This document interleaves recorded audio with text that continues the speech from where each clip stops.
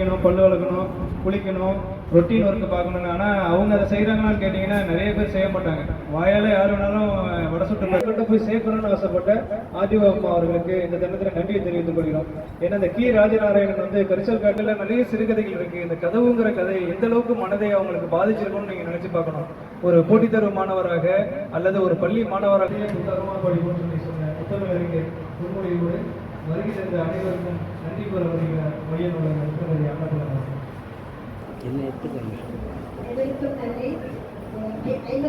தேசிய நூலக வாரவிழாவுக்கு தலைமையேற்று நடத்தி கொடுத்த வருவாய் கோட்டாட்சியர் அவர்களுக்கு நன்றியை தெரிவித்துக் கொள்கிறேன்.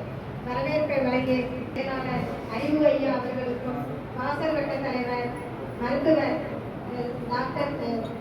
செந்தில் ஐயா அவர்களுக்கும் மற்றும் தமிழ் இயக்க நிறுவனர் கோமல் தமிழமுதல் ஐயா அவர்களுக்கும் மற்றும் ஐயா என்என் மணி ஐயா அவர்களுக்கும் நன்றியை தெரிவித்துக் கொள்கிறேன். மற்றும் இந்த ஆசிரியர் அன்பழகன் அவர்களுக்கும் நன்றியை தெரிவித்துக் கொள்கிறேன். மற்றும் இந்த விழாவில் கலந்து கொண்ட ஆசிரியர்கள் மற்றும் வாரமே தேவைங்கிறதுனால தான் நூலக வாரம்னு சொல்லி வச்சிருக்கிறோம். ஒரு நாள் சொன்னா நம்ம செய்ய மாட்டோம்ல, ஒரு வாரமா உட்கார்ந்து பல நாள் உட்கார்ந்து போட்டிகள் வச்சு பிரைஸ் தரோம். அப்படியாவது நூலகத்துக்கு ஒரு தடவை வந்து பார்த்துட்டு போயிருங்க. வந்து பார்த்தாவது நீங்க என்ன செய்வீங்க, பிற்காலத்துல ஒரு புத்தகத்தை படிச்சிட மாட்டீங்களா அப்படின்னு சொல்லி நம்புறாங்க. புத்தகம் படிக்கிறதுனால என்ன நடக்கும்? ஏன்னா இது ரொம்ப முக்கியமான விஷயம். அடுத்த மாசம் திருவாரூர்ல புத்தக திருவிழா நடக்க போகுது. எல்லா மாணவர்களும் குறைந்தது 2 புத்தகமாவது வாங்கி அதை அப்படி பீரோல ஷோகேஸ்ல வச்சிடக்கூடாது. தினமும் வாசிக்கணுங்கிறதுக்காக சொல்றேன். ஒரு புக்கு படிக்கிறதுனால என்ன நடக்கும், என்ன நடந்துட முடியும்? நான் இப்போ உங்களுக்கு ஒரு சின்ன கதை சொல்றேன், பெரிய கதை இல்லாத சின்ன கதை சொல்றேன். ஒரு வீட்டுல ஒரு அம்மாவும் அப்பாவும், அவங்களுக்கு 3 குழந்தைங்க. அப்பா என்ன பண்றாரு, ஒரு கூலி தொழிலாளி தான், தங்கி வேலை செய்யறதுக்காக வெளியூர் போயிடுறாரு.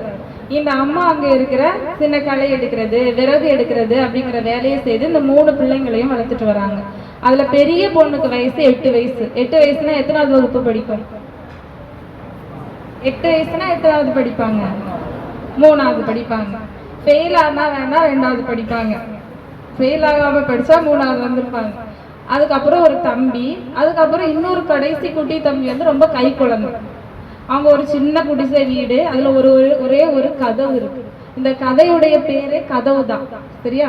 கதைக்கு என்ன பேரு? கதவு. ஏன்னா கதையில முக்கியமான ரோல் அந்த கதவுக்கு இருக்கு. அந்த கதவு வந்து பழைய காலத்துல உள்ள கதவு. கதவுல ஏறி உட்கார்ந்து பூட்டி வண்டி வச்சு விளையாடுவாங்க இல்லையா, அது மாதிரி இருக்கிற ஒரு கதவு. அதுல ஏறி நின்றுப்பாங்க. ஒரே ஒருத்தர் மட்டும் கதவை அங்கேயும் இங்கேயுமா அசைச்சு பஸ் புறப்பிடிச்சு டிக்கெட் வாங்குங்க அப்படின்னு சொல்லி விளையாடிட்டே இருக்கிறாங்க. பக்கத்து வீட்டு பிள்ளைங்க எல்லாரும் இந்த கதவுல வந்து விளையாடுவாங்க. ஏதாவது ஸ்டிக்கர் கிடைச்சா கூட அந்த கதவுல கொண்டு போய் ஒட்டி வச்சிருப்பாங்க. நம்ம வீட்லயும் கதவுல பீரோல எல்லாம் ஸ்டிக்கர் ஒட்டி இருப்போம்ல, சின்ன வயசுல படிக்கிறப்ப. நீங்க ஒட்டும் போது உங்க ஸ்டிக்கருக்கு மேல அப்பா சின்ன வயசுல ஒட்டின ஸ்டிக்கர் கூட இருக்கும் சில வீடுகள்ல. அத மாதிரி பல நினைவுகள் உள்ள ஒரு கதவு, அதுல விளையாடிட்டே இருக்கிறாங்க. அப்போ அவங்க அம்மா காலையில வேலைக்கு போனதுக்கு அப்புறம் இந்த பிள்ளைங்க கிட்ட வந்து அந்த ஊர்ல இருக்கிற தலையாரி சொல்றாரு, நீங்க வரி கட்டல, சீக்கிரம் கட்ட சொல்லுங்க அப்படின்னு சொல்றாங்க. ஒன்னு அந்த பிள்ளைங்களுக்கு என்னன்னே புரியல. சரின்னு சொல்லியாச்சு. 2 நாளுக்கு அப்புறம் என்ன ஆச்சுன்னா, இங்க வரி கட்டாததுனால 4 பேர் வந்து இந்த வீட்டுடைய கதவை எடுத்துட்டு போயிடுறாங்க. அந்த மொத்த வீட்டுக்கு இருந்தது ஒரே பாதுகாப்பு, ஒரு கதவு தான். அந்த கதவை எடுத்துட்டு போயிடுறாங்க. இந்த பிள்ளைங்க அப்படி பாவமா உட்கார்ந்துருக்காங்க. குட்டி பிள்ளை, ஒரு கை குழந்தை சொன்னேன்ல, அந்த குழந்தைய தூக்குனா அந்த குழந்தைக்கு உடம்பெல்லாம் சுடுது. உடம்பெல்லாம் சுட்டா என்ன அர்த்தம்? காய்ச்சல்னு அர்த்தம். அவங்க அம்மா வராங்க. வந்தோடனே இந்த குழந்தைய தொட்டு பார்த்தா உடம்பு சுடுது. அந்த அம்மாவுக்கு இப்போ களை எடுக்க போன இடத்துல கையில தேள் கொட்டி இருக்கு, அது வேற வலிக்குது. வீட்டுக்கு வந்து பார்த்தா பிள்ளைக்கு காய்ச்சல். கதவு எடுத்துட்டு போயிட்டாங்க. வேலைக்கு போன அப்பாவை பத்தி 5 மாசமா எந்த தகவலும் இல்லை, எந்த காசும் இல்லை. இந்த வரி ரூபாவை கட்டினாதான் கதவு திரும்ப வீட்டுக்கு வரும். என்ன மாசம் அப்படின்னா அது இது. இப்போ என்ன மாசம்? டிசம்பர், கார்த்திகை மாசம். இதே மாதிரி குளிர் காத்து, வீட்டுக்குள்ள அவ்வளவு குளிரா இருக்கு. போத்திக்கிறதுக்கு சரியான போர்வை இல்லை, பாதுகாப்பா இருந்த கதவு இல்லை. கடுமையான காய்ச்சல்ல கஷ்டப்பட்டு காலையில ஆனா அந்த குட்டி குழந்தை என்ன பண்ணுது, குளிர்ல இறந்து போயிருக்கு. அப்போ இந்த 2 அக்காவுக்கோ அண்ணனுக்கோ வந்து ரொம்ப கவலையா இருக்கு. சரி, அம்மாவும் வேலைக்கு போயிடுறாங்க, இதை வச்சு பார்த்துட்டே இருந்தா திரும்பவும் உழைச்சாதானே சாப்பாடு, அதனால அம்மா வேலைக்கு போயிடுறாங்க. சரி ஸ்கூலுக்கு போயிட்டு ஈவினிங் வந்து பார்த்தா அந்த தம்பிக்கு காலையில் சமைச்சு வச்சுட்டு போயிருந்தாங்க இல்லையா கஞ்சி, அது எதுவுமே வீட்டில் இல்லை. நாய் வந்து சாப்பிட்டுட்டு போயிடுச்சு. ஏன்னா கதவு இல்லை. நாய் வந்து சாப்பிட்டு போயிடுச்சு. நைட்டு சாப்பாடு இல்லை. வேலைக்கு போன அம்மா வரும்போது சாப்பிட்றதுக்கு சாப்பாடு இல்லை. அப்படி கவலையாக இருக்கும்போது இந்த யாரோ சொல்கிறாங்க, உங்கள் கதவை நான் இங்கே ஒரு இடத்துல பார்த்தேன் அப்படின்னு சொல்லுவோம். அந்த 2 பிள்ளைங்களும் ஸ்பீடாக ஓடி போகிறாங்க. அங்கே ஒரு இடத்துல ஒதுக்குப்புறமா அந்த கதவு கரையான்லாம் பிடிச்சிருக்கு. இந்த பிள்ளைங்க போய் அந்த கதவை துடைச்சிட்டு அதில் இங்கே ஒட்டின ஸ்டிக்கரை தேடி பார்க்குறாங்க.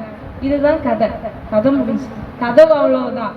இதுல கதையா பார்க்காம நிறைய விஷயங்களை யோசிக்கும் போது படம் பார்க்கறதுக்கும் புத்தகம் படிக்கிறதுக்கும் ஒரே வித்தியாசம் என்னன்னா, ஒரு படம் அதுல ஒரு ஹீரோ நடிச்சிருப்பாரு, உங்க எல்லாருக்கும் மனசுலயும் ஒரு ஹீரோ தான் இருப்பாரு.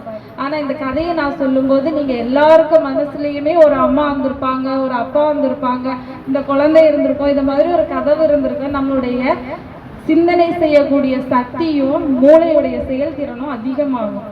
இன்னொன்று, இன்னொருத்தருடைய வாழ்க்கையில நடக்கக்கூடிய ஒரு கஷ்டத்தை நம்ம எப்போ உணர முடியும்? எல்லாருக்கும் பதிலாக ஒவ்வொரு டைம் போய் வாழ முடியுமா? முடியாது இல்லையா? நம்மள மாதிரி இங்க இருக்கிற இதே மாதிரி கஷ்டப்படுற மக்களும் இங்க தான் வாழ்றாங்க அப்படிங்கிறத இதை மாதிரி சில கதைகள் சில புத்தகங்கள் படிக்கும்போது தான் நமக்கு தெரிய வரும். இதை தான் நம்ம என்ன சொல்லுவோம்னா கருணைன்னு சொல்லுவோம். நம்ம ரொம்ப பாசமா அன்பா இருக்கிறவங்க மேல நமக்கு கஷ்டப்பட்டா தானாவே ஒரு அன்பு வந்துடும். ஆனா யாருன்னே தெரியாம கஷ்டப்படுற ஒருத்தவங்க மேல வர்றதுதான் என்ன கருணை. அது அவங்கவுங்க வாழ்க்கையில அவங்கவுங்க நிலைமையில இருந்து நம்ம யோசிச்சு பார்த்தா தானே நமக்கு புரியும். இப்போ அந்த குழந்தைகளோட நிலைமையில இருந்து யோசிச்சு பார்த்தா நமக்கு எவ்வளவு கஷ்டமா இருக்கு. இத மாதிரி சில விஷயங்கள் நம்ம புரிஞ்சுக்கணும் அப்படின்னா நல்ல நல்ல புத்தகங்களை நம்ம என்ன செய்யணும்? வாசிக்கணும். அப்போதான் ஒவ்வொருத்தரும் எவ்வளவு கஷ்டங்களை தாண்டி மேல வந்திருக்காங்க, இன்னும் சில இடங்கள் எவ்வளவு கஷ்டப்படுறாங்க, இந்த இடத்துல உள்ள மக்களுடைய வாழ்க்கை எப்படி இருக்கும் அப்படிங்கிறத புரிஞ்சுக்க முடியும். இந்த கதை கதவுங்கிற கதை வந்து கரிசல் இலக்கியம்னு ஒரு இலக்கியம் சொல்லுவாங்க. நான் வந்து தூத்துக்குடியில ட்ரைனிங் பீரியட்ல இருந்தேன், பயிற்சி. தூத்துக்குடியில என்னுடைய பயிற்சி, என்னுடைய சொந்த மாவட்டம் வந்து கன்னியாகுமரி. அப்போ அங்க பயிற்சியில இருக்கும்போது கரிசல் இலக்கியம் மன்னன் கி ராஜநாராயணனுடைய புத்தகங்கள் நல்லா இருக்கும் அப்படின்னு சொன்னதுனால நான் முதல்ல படிச்ச புத்தகம் வந்து இந்த கதவுங்கிற கதை. இது அந்த இடத்துல வாழ்ற ஒரு வீட்டுல நடந்த ஒரு அம்மாவுடைய வாழ்க்கையை பத்தி அவர் எழுதியிருந்த ஒரு கதை. இதை படிக்கும்போது வெறும் கதையா இல்லை, அவங்களுடைய வாழ்க்கையுடைய வழிகளை நம்மளால என்ன செய்ய முடியும்? புரிஞ்சுக்க முடியும். சில சிஸ்டம் ரூல்ஸ் இருக்கிறதுனால ஒரு வீட்டில் இருந்தால் பயன்படக்கூடிய ஒரு கதவு எந்த பயனுமே இல்லாமல் ஒரு இடத்துல கரையா முடிச்சுட்டு இருக்கிறதையும் நம்மளால பார்க்க முடியும். நம்ம ஒரு பதவிக்கு வரும் பொழுது நம்மளுடைய பொறுப்பை உணர்ந்து என்ன செய்ய முடியும்? நம்மளால செயல்படவும் முடியும். இதெல்லாம் எது மூலமா நடக்கும் அப்படின்னா நல்ல நல்ல புத்தகங்கள் படித்து நம்ம எண்ணங்களை உயர்வா வச்சுக்கிறது மூலமா தான் நடக்கும். அதனால வரக்கூடிய புத்தக திருவிழால நீங்க எல்லாரும் கண்டிப்பா ஒரு 2 சிறந்த புத்தகமாவது வாங்கி வாழ்க்கையில என்ன செய்யணும்? முன்னேறணும், உயர்வுக்கு வரணும். நம்ம ரொம்ப சிம்பிளா சொன்னோம்ல, வேல்யூ ஆடட் ப்ராடக்ட்னு சொல்லுவோம் இல்லையா? ஒரு பொருள் அப்படியே இருந்தா என்ன செய்யணும்? சீக்கிரத்துல கெட்டு போயிடும். அதோடைய மதிப்பு உயர்த்தணும் அப்படின்னா பல நாள் நல்லா இருக்கும். தக்காளியா இருந்தா 2 நாள்ல கெட்டு போயிடும். அதை ஜாமா செய்து வச்சா இன்னும் நிறைய நாள் இருக்கும் இல்லையா? அதே போலதான் மனிதர்களும் எப்படி பிறந்தோமோ அப்படியே செத்து போயிட்டோம் அப்படின்னா யாருமே ஞாபகம் வச்சுக்க மாட்டாங்க. நம்முடைய மதிப்பை நம்ம அதிகப்படுத்தணும் அப்படின்னா பல வருஷத்துக்கு அப்புறம் கூட நம்மள என்ன செய்வாங்க? அப்போ ஒருத்தர் இப்படி இருந்தாரு, பழைய தலைவர்கள்லாம் நம்ம ஞாபகம் வச்சுக்கிறோம் இல்லையா? அதே மாதிரி நம்மள ஞாபகம் வச்சுப்பாங்க. நம்மளுடைய மதிப்பை உயர்த்துறதுக்கு காரணம் நம்முடைய கல்வியும் புத்தகமா தான் இருக்கும். எல்லாரும் சொல்லுவாங்க, நானும் சின்ன வயசுல இருந்தேன், காமராஜர் படிக்கவே இல்லையாமே, முதலமைச்சராக இருக்கிறாரு. காமராஜருடைய அறிவை வளர்த்தது மெய்கண்டான் புத்தக சாலை அப்படின்னு சொல்லி நம்ம ஸ்கூல்ல படிச்சிருப்போம். அவரும் ஒரு லைப்ரரியில உட்காந்து நிறைய புத்தகங்கள் வாசிச்சு அறிவை வளர்த்துக்கிட்டாரு. ஸ்கூலுக்கு போக வசதி இல்லை, அதனால நம்மளுக்கு வசதி இருக்கு, ஸ்கூலுக்கு எல்லாருக்கும் படிக்கிறதுக்கான வாய்ப்புகள் இருக்கு. அதையும் தவிர நிறைய நூலகங்கள் இருக்கு, எப்படியாவது வந்து படிங்கன்னு சொல்லி நூலக வார விழாவும் இருக்கு. அதனால எல்லாரும் நல்லா படிச்சு சிறப்பான இடத்துக்கு வரணும்னு வாழ்த்துக்கிறேன்.